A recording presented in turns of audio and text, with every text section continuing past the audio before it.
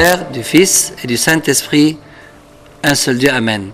Chers spectateurs, j'aimerais vous parler aujourd'hui d'un sujet qui porte sur non de la lettre, mais de l'esprit.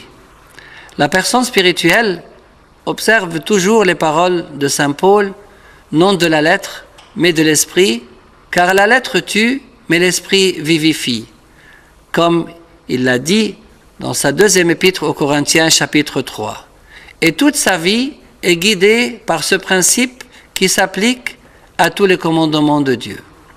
La personne spirituelle suit l'esprit des commandements et non leur sens littéral. Elle est à l'opposé des pharisiens ou des docteurs de la loi, elle est spirituelle. Les pharisiens s'attachaient au sens littéral des commandements, comme le montre par exemple leur discussion avec le Christ à propos du sabbat.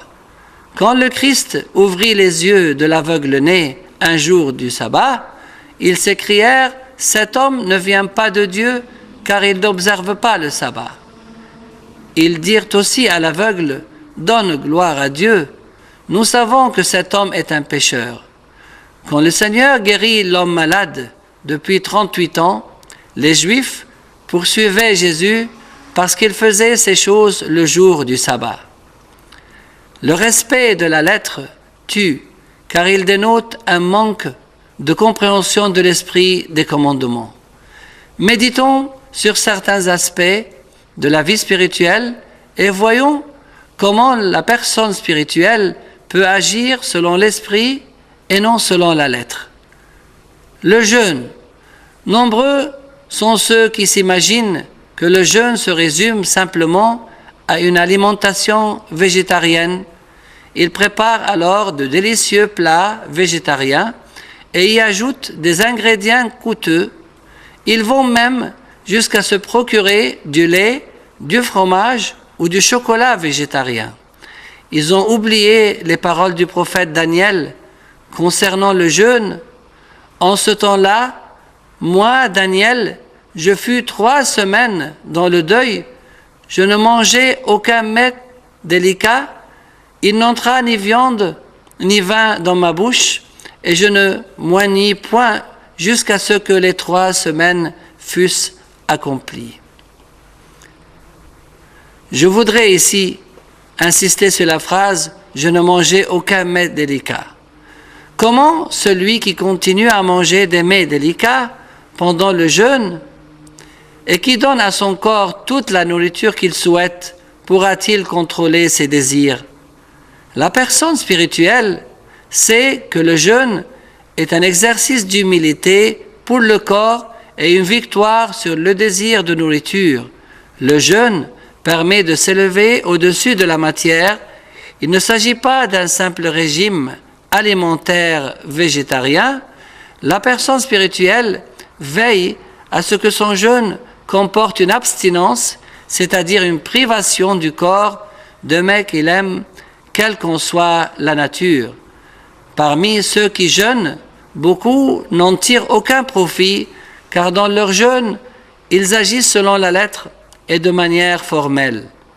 Ils ne sont pas entrés dans la spiritualité du jeûne, ni dans la spiritualité du commandement relatif au jeûne, et ils n'ont pas compris son objectif spirituel. Par conséquent, ils n'ont jeûné qu'avec leur corps, mais leur esprit n'a pas jeûné. Un autre exemple, les métanoïa. Métanoïa est un mot grec qui signifie prosternation. Mais que signifie cette prosternation? La personne spirituelle ne considère pas les prosternations comme une simple inclinaison du corps, mais comme une inclinaison de l'esprit en même temps que du corps. Cette personne reprend les paroles de David le psalmiste « Mais moi, par ta grande miséricorde, je vais à ta maison, je me prosterne dans ton saint temple avec crainte. » Le terme « avec crainte » montre que l'esprit fait acte de révérence en même temps que le corps s'incline. Et la phrase « Par ta grande miséricorde, je vais à ta maison » dénote un sentiment d'indignité. Pendant la Sainte Liturgie, le diacre s'écrie prosternez-vous devant Dieu avec crainte et tremblement. Ainsi, le mouvement du corps est accompagné d'un sentiment de crainte et de révérence. Il arrive parfois de s'excuser à une personne et de lui esquisser une métanoïa, c'est-à-dire une génuflexion.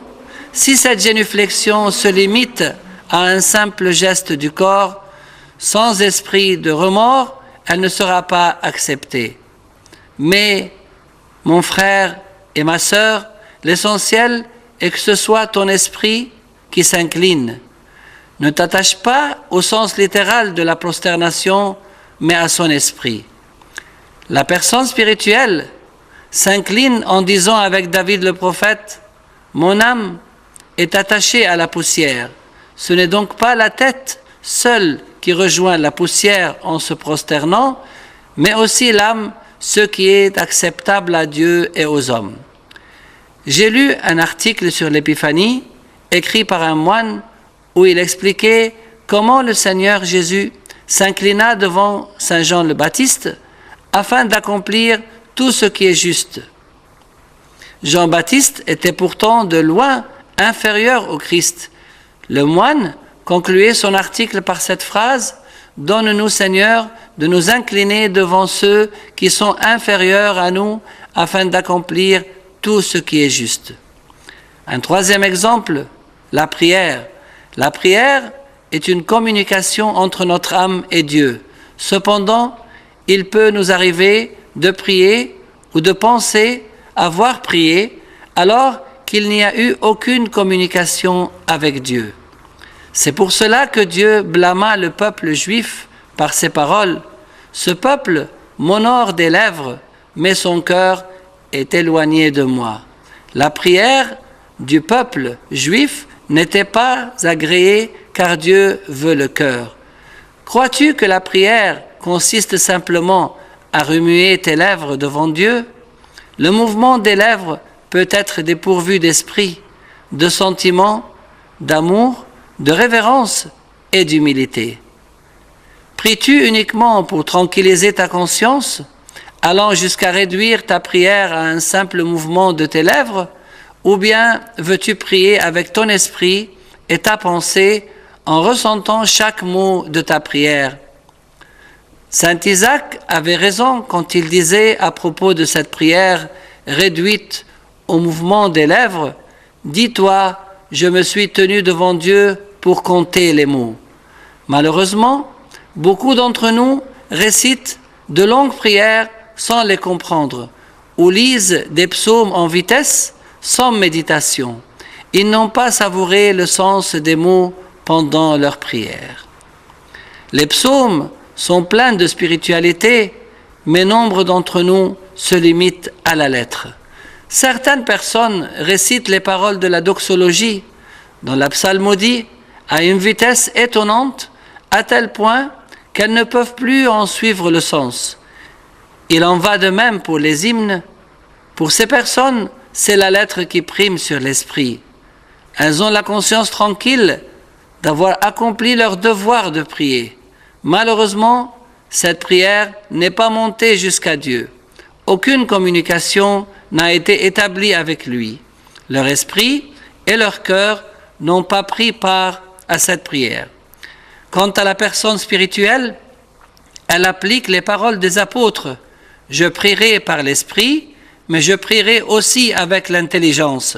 Je chanterai par l'esprit, mais je chanterai aussi avec l'intelligence, comme c'est écrit dans l'épître de Saint Paul, sa première épître aux Corinthiens, chapitre 14, et gloire à Dieu éternellement. Amen.